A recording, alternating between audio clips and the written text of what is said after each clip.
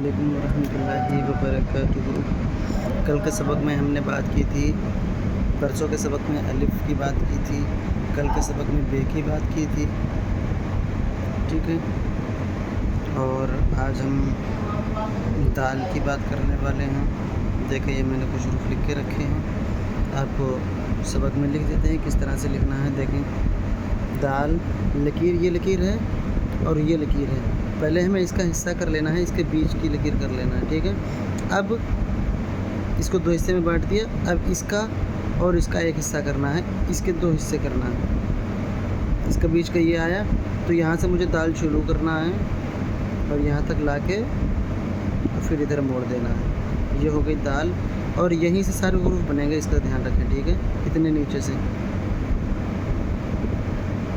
ये हो गई दाल, ये हो गई जाल, यहीं से रे भी बनेगा, ये हो गई रे, ये हो गई अड़े, ये हो गई जे, ये हो गई बड़ी जे।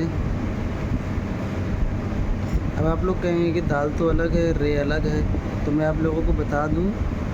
देखें, जिस तरह से मैंने ये दाल बनाई और नीचे की लकीर लाया हूँ, इसी तरह से रे की ऊपर की लकीर सीधी रहेगी और नीचे की लकीर सेम रहेगी। तो इसलिए इसकी प्रैक्टिस दोनों हरूफ के काम में आएगी। ठीक है, और इसी तरह से वाव बिल्कुल रे की तरह बनेगा। जैसे ये रे बनाई मैंने, ऊपर मुंडी बना दी जाएगी बस।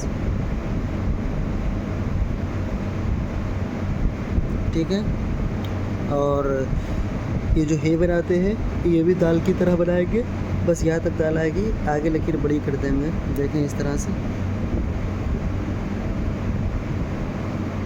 ठीक है,